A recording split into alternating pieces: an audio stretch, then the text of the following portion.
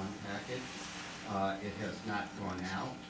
I spoke with Attorney Blank today, and I told her that there were only like 3 items that are outstanding for the bond package. So I believe that what you need is going to be available very, very quickly.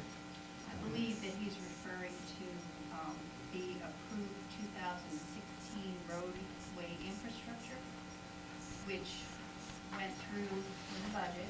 Yep. However, we have not funded it in a short-term or a long-term span at this point. So that is something that would be part of the package. Okay. Is that something we could add to the $9.5 million bond? Or we haven't done that yet? It is listed on here. It is? Okay. On page 8, you'll see the 1, 2, 3, fourth one from the top. You'll see road infrastructure 2015, 1.1 million, but that's the amount that's authorized. If you look at the next column, you see a 0. The town hasn't borrowed anything for it yet. So if you wanted to borrow for that project, that would add to the 9.5 million. You kick it over 10 million. Right, Okay. which is okay, but and also for those school windows, you've only borrowed 4.3 million. If the town wanted to borrow the remaining roughly $3 million, that would push that bond issue up even higher. So these numbers I'm showing you are for a $9.5 million bond issue. If that goes up a little higher, I still think your debt will go down or stay flat. And typically in the past, and I'm trying to remember, did we try and do under 10 million, or we try to get it just to 10 million? We tried to do under 10 million because You get a little bit better interest rate under 10 million. We could designate the bonds as something called bank qualified. You get a little bit better interest rate. Helps a little bit, but you know, it shouldn't be your main determination to keep it under 10 or over 10. and in this circumstance, we would have tried to bond under 10, but we also will probably have to do a short term No, in anyways, exactly. conjunction with it as of, if it doesn't happen now, it would happen after July 1st, because we still have the roadway infrastructure that hasn't been done. And the Board of Ed windows could be a short term, the portion that's not funded for already. And then we would roll that, as been past practice, we usually do lower levels of short-term notes, then roll them over for 2 to 3 years, and then do a larger bond. That's been the history, so that would put us back on track. Okay. I agree. I mean, my recommendation would be to consider bonding what you have outstanding already, the 4.3 for the schools. And if you wanted to borrow new money for that, keep that new portion as a short-term. Have that come due next year, and then cross the bridge at that point on that portion of it. So to summarize page 8, we're looking at a $9.5 million either bond or rollover to bonds. But the total amount of projects on this list is about 14.6 million. Are there any, I think I added, but are there any approved projects, long-term, that are not currently on this list? Is this a complete list that we would need to borrow from? The roadway infrastructure for 2016 has not been borrowed again. Other than that, the remainder of the Windows project has not been borrowed again. And if this board approves any future potential bonding for fiscal year 2017, that must be on the radar. And that would have to be considered in any future short-term. Okay, so I just want to make sure we're talking about the same thing. You said the roadway infrastructure for 2016 is not Right. on this list. Right, I that's agree. not on there. I agree. But in addition, we've got the roadway infrastructure 2015, which we have not yet borrowed. Well, So it's 2 years. that's There's in 2 the years. labeling. No, that's in the labeling. Okay. That is actually the 2016. Okay, so then what you're saying is the 2016 roadway infrastructure actually is on the list, but it's labeled as 2015. We have not borrowed from that yet. So you could add that, that's the only one hanging out there, that one and the school windows down at the bottom. So then there is no need to add another line that says roadway infrastructure 2016. There's no need. Correct. No. So I'll go back to my original question. Are there any projects that have already been approved, based on the process, that are not currently on this list that we would need to borrow for at some point down the road. No, because along with at the town meeting with the 1137, which is roadway infrastructure of 2016, the 375,000 for the Board of Ed ADA projects. Remember, we went through that, that's really a combination of what was already approved, and some of that has already been short-term borrowed. So the answer is no. Again, provided there's no additional in the 2017 budget. But that wouldn't impact this, anything new wouldn't impact it. Right. So I still think we got 14.6 of projects, I believe, approved or authorized.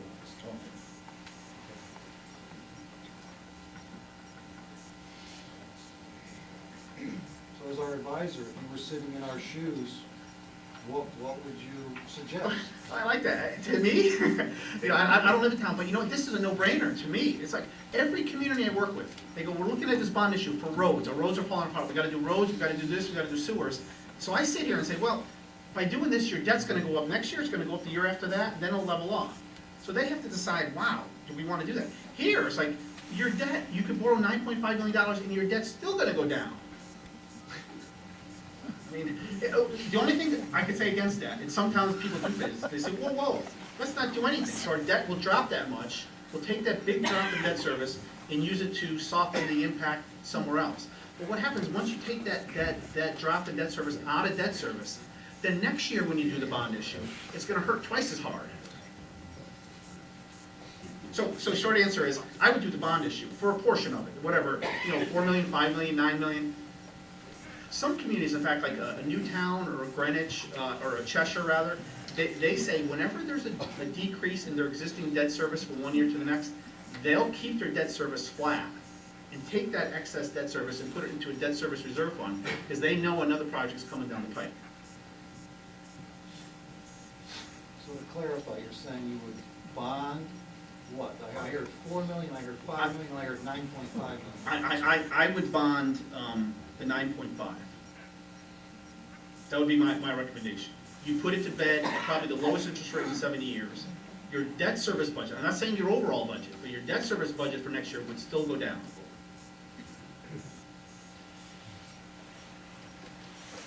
I can't think of a negative, unless you think next year rates will be lower than the 2% than they are now.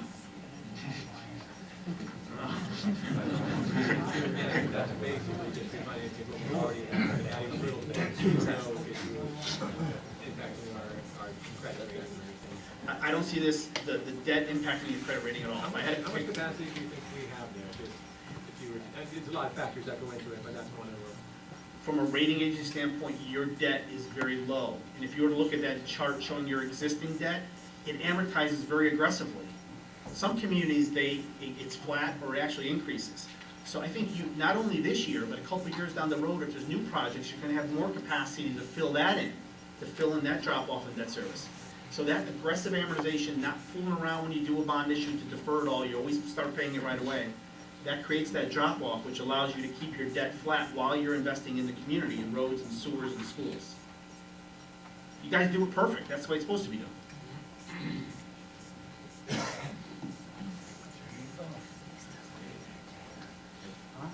Open it up to discussion amongst the board members, and obviously we do want to make some action tonight. You know, we have to do this by, they want to get it done and out the door and wrapped up by March.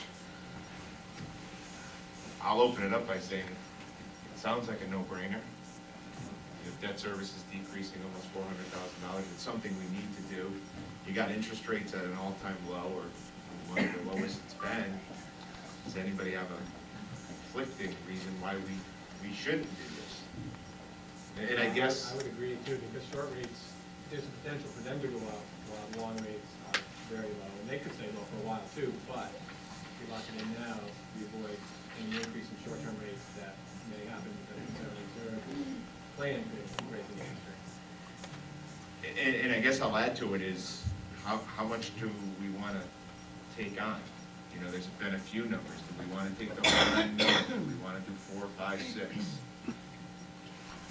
Seems like the 10 million is where the trigger point is, where the interest increases. It seems like if we're favorable on the interest rate, seems like we should push it right to the $10 million threshold. So right now, we're at 9.5. Can we, With the existing product, it's close to being under 10 million, okay. is what I was looking for as well, so that's Okay. good. Barry, just real quick too, what do you think the difference is in interest rates between if we were to do a $10 million one or a 9.5? You said it's a difference, but is it a couple basis points or is it? Yeah, it's like, instead of borrowing, I say 2.1%, it's like 2.15%, maybe five basis. So it shouldn't be, you know, it means a little something, but it shouldn't be the main driver.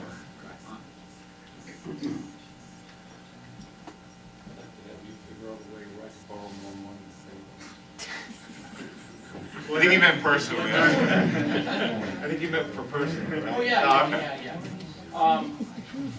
The possibility of the rates going a lot lower is far less than lower. I think we're better off.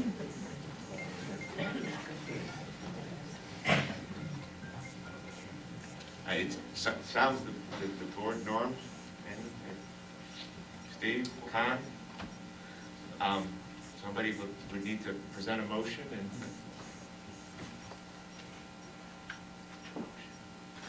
Motion to do the 9.54375. I'll start with discussion. Con, oh, sorry, Can Ken. I just say, can we say under 10 million, because when we get to the final figures, it may not be exactly that Exact. amount. Right. So with the existing projects, as close as we can get to under 10 million, Up to 10 million. Right. So, that would be better. want to reset it? Oh, no, I have one more question. There's fees associated with this too, right? There are fees that are part of, no, once a motion is approved, probably if we can get it for the next meeting, there will be resolutions. Because that's part of the regular process. So the resolutions will have all of the figures in them. Just, I guess one more quick question too. Would the fees on a bond issuance be materially different than a series of band issuances?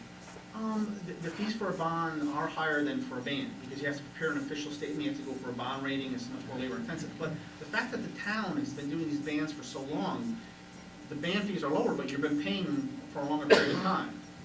So it's kind of a wash between the two. So is there anything else I should add to that? No, I think that was good, because you're right, because these numbers have to be fine tuned, so under 10 is good. Okay. Yes, we got to reset. Okay, so let's amend the motion to read that we're authorizing bonding up to $10 million. Motion on the floor is that we will bond up to $10 million. Is there a second? Norma, second. On to discussion. Is there any discussion? All those in favor of bonding up to $10 million signify by saying aye. Aye. Any opposed? Motion carries. Thank you. Great, thank you very much.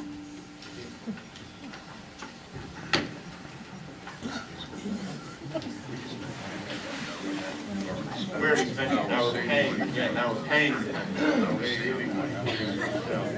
Moving on to item number 3 of the agenda, minutes of the previous meeting, January 12th. You all received a copy of the previous meeting minutes. You know, both Dave and Con were not present at that meeting. Is there any discussion on those minutes? Any changes, any?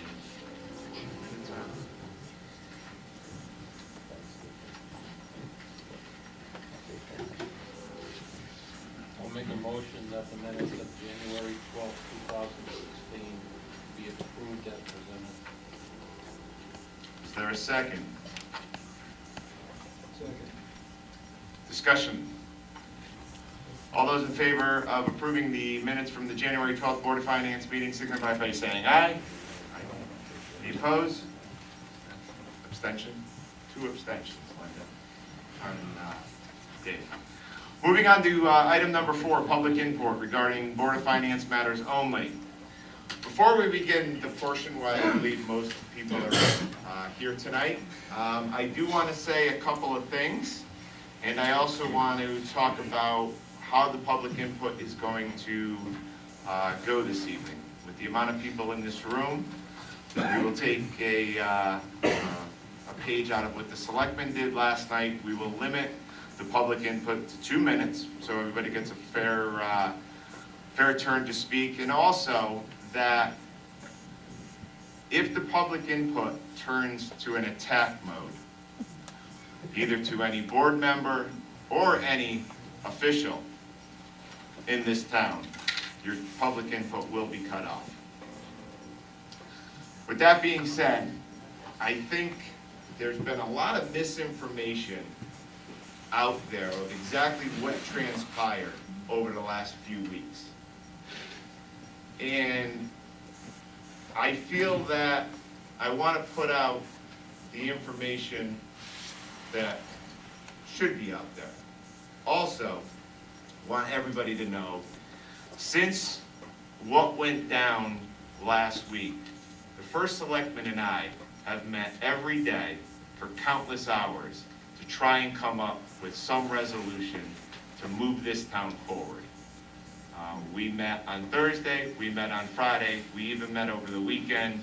Sunday night, in fact, our talks, believe it or not, broke off.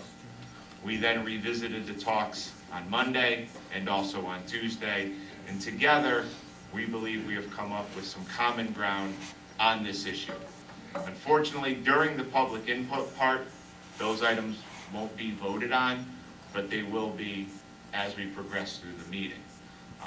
But I want to just bring everybody up to why we're in the situation that we're in.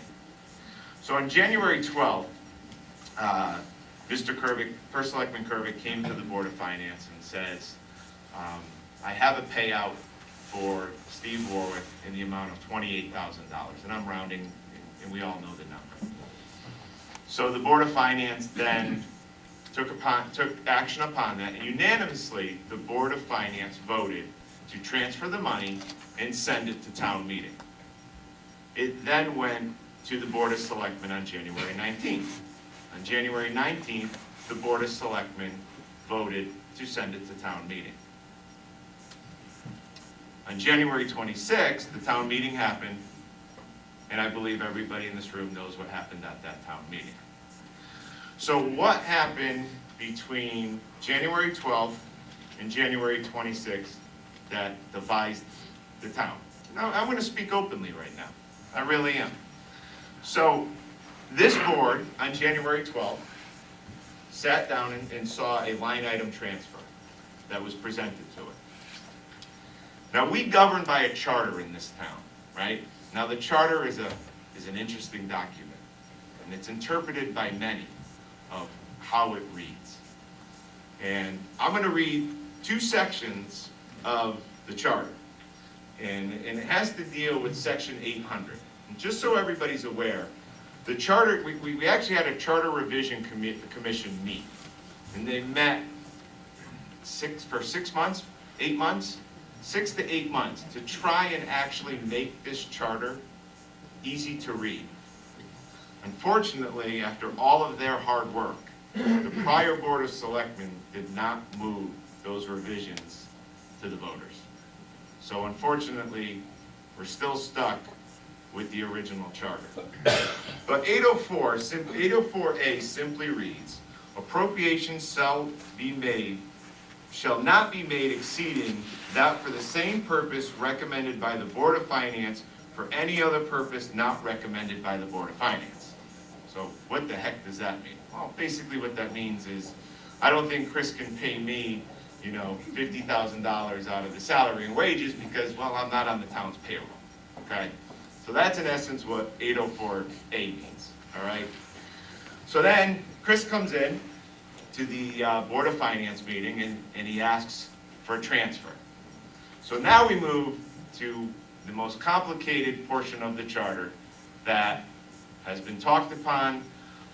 The Board of Finances for many, many years looked at this very differently and have acted different. So 805C reads, supplementary appropriation. Upon request of any office, board, commission, or similar body that additional funds in excess of what had been provided in the budget, or if funds are required for which no provision was made in the budget, the Board of Finance, after inquiry into the review of the request may approve an amount not exceeding $10,000 for any cash surplus available or from contingency fund. The amount requested and approved shall not exceed $10,000 for any office, board, or commission, similar body in 1 year without town meeting approval. Now, half of the room's probably saying, well, that's why they sent it to the town meeting. The other half of the room's like, well, the former town attorney had a ruling that says you don't need to go to town meeting. But that was a different situation. That situation was, we were closing down the books for fiscal year 2 years ago, and we overspent the line item in a department. So what do? Well, we had to make a transfer. There was no time for a town meeting or anything like that. So the opinion was rendered that it's okay. So Chris and I met for many, many, many hours. And really, when you're in a situation like this, you gotta look at what have you done in the past. You gotta look at what has precedent shown us. It really does, okay? There was no, in keeping in mind one thing, the Board of Finance never said, Chris, we don't want you to be paid, okay? That was not a direction by the Board of Finance. Our motion was very simple. Send it to the Board of Selectmen for a town meeting, all right? Now, why Chris has done what he's done is, following the charter, he can't overspend the line item, okay? So, knowing that, he doesn't want to overspend an item. As we progress through the evening, we will make Chris whole. We hope to make Chris whole. I am just one board member. There are other board members that need to vote on this as well. But as we progress through this evening, we should be able to get to where we need to get to. So, we're stuck with this 805C and why we sent it to town meeting, and the town meeting voted it down. Now, in a town meeting, anybody who has personal property of $1,000 or more, or is a registered voter in town, can come to those town meetings and vote. The people that came out that night decided to vote no. So now Chris was stuck in the situation where, well, I can't pay myself. They didn't approve it. So we have to make that right. All right? So we're going to make that right tonight. Further things that Chris and I talked about over the past few days was, we got to fix some of this stuff. So Chris and I have agreed on a few things. First thing is we're obviously going to bring up a motion to transfer money. Second thing, Chris and I are going to sit down, and him and I are going to look at the public officials' vacation and sick time. And we hope, even this evening before this meeting began, Chris and I spoke, we hope to have something within 30 days, all right? So within the next 30 days, we hope to get something where this cleans it up. The next thing that we want to ask is our town attorney to look at section 805C, give us a formal opinion, so this board knows how to govern moving forward. So this way, the next time a $10,000 line item comes up and we have to transfer money, do we go to town meeting? Do we not? But we'll have a formal opinion on record.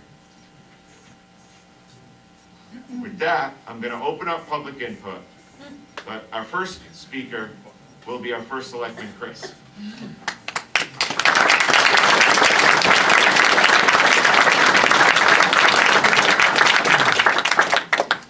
Thank you, Chairman Harrington, and thank you for all members of the Board of Finance for giving me an opportunity.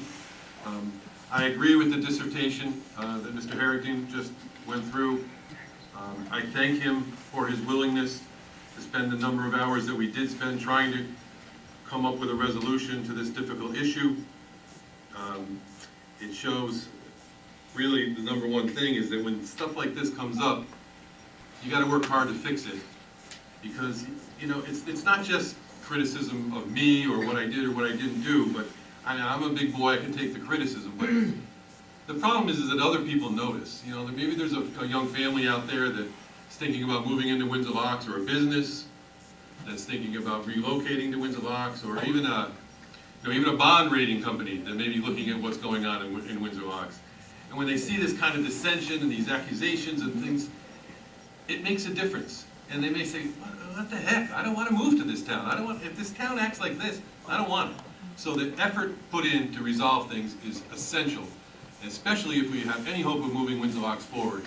So again, I thank the chairman for his willingness to sit down and hash this out. It's not easy stuff, but we did, and I hope that the board sees fit to make the transfer that's going to be contemplated for tonight, because it's in the best interest of the town. Now, the only other thing, Mr. Harrington, I also want to cover now is, and you understand why, but there's in the newspaper in the last day or so, there was an article appeared in which it was suggested that I may have violated the law or misappropriated public funds or wantonly and willfully violated the charter.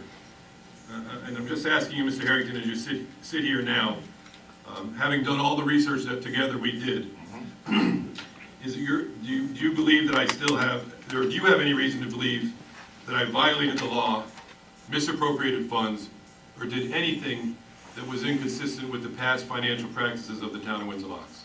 No, I do not, and I will add to that, one of the, and I left it out on what I was saying, one of the things that we reversed with was a state statute versus a charter. And after research, state statute always trumps town charter. You learn a lot when you sit up and you're in politics, and you learn as you go. And Chris and I, over the last 4 days, we learned a lot about each other, and I think we've learned a lot about everything. So I hope that answers your question. On your agenda, is there public input on both sides? What do you mean by Oh, at the beginning of the meeting and at the end? And at the end, yeah. All right, well, then thank you again, and I appreciate that. And what I am going to suggest, because I know there's a lot of people in the room that I imagine have things to say negative about the actions that got us here. I am sure I have a lot of people that want to speak favorably of the effort. What I'm going to suggest, at least to the people, that they withhold sort of a line of comments now and give the board an opportunity to act. And then if the board doesn't act to their satisfaction, maybe take the opportunity of the comments after to What Chris is referring to is we have two public inputs. We're about to start one. We will then go into actions, and then there will be a second public input. So if you want to wait to see how this board proceeds and hold your public input, you have every right to do so. If you want to make public input now and later, you have every right to do so. So with that said, Chris, do you have anything else to say? No, Mr. Chairman, thank you. Thank you, Chris. Public input, Doug Glazier. Please raise your hand and we'll hopefully get everybody up.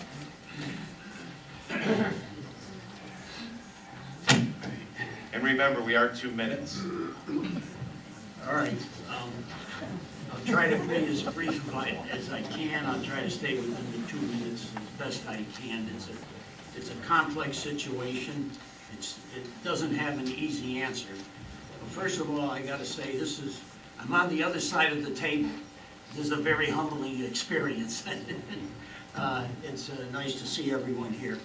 Now, clearly, what has happened is that a violation has occurred of the town charter. Now, I listened to Chris Kervick last night, and I listened to him again just now. And you're going by the charter, and there's no question that he was not authorized to expend funds before a town approval meeting. There's a question about it. Chris knows it, and I know he regrets it. He wish he hadn't tried to expend funds before the town meeting. Please, I'm got the floor right now, and therefore he realizes that it was an error, but nevertheless that was a violation of the charter that did occur. Now, last night I hear a lot about this transferring. He wants to do a line item transfer. He wants to put it in the salary and wages. what you have before you is two situations. You got an appropriation, you want to do appropriation of $29,000 for unused vacation and for unused sick time for the former First Selectman Steve Rory. But that is a separate entity from the existing budget. You can't just and put it in the First Selectman's line item. You cannot do it, because what you're doing is giving the First Selectman a $29,000 raise. You cannot do it. It's a separate entity. That payout to Mr. Warwick should be dealt with as a separate entity and is an addition to the existing budget, but it doesn't go in on the First Selectman's line item. Where will it go? Maybe Kathy Cabral maybe have a better answer. I know that there was a grouping at one time of MRF funding, FICA's IRS funding and so forth. Doug, No, the board appreciates your comments. We do have to keep it fair. That was 2 minutes. This board appreciates your comments. All right, well, just bear with me for a few seconds more. Doug, you can definitely come back up for the second input. I do need to be fair, and if I let you go, then everybody, then we will be here till You midnight. got a mess on your hands and you don't fully understand it. No, I know that. No, thank you. To point out, we will need name and address for the record, so when you first come up to the microphone, please list your name and address. We'll go back and forth. Mr. Pacino, Mike, I didn't see your hand up. Sebi, we'll go on you next, if you want to come up. My name is Mike Frascino, 4 Ross Way, Windsor Locks, Connecticut. I read briefly through the charter today where it says special meetings can be called from time to time by the Board of Selectmen and as requested by this charter. Number one, what is time to time? Is that every 2 weeks? Is that when until you get what you want, every 6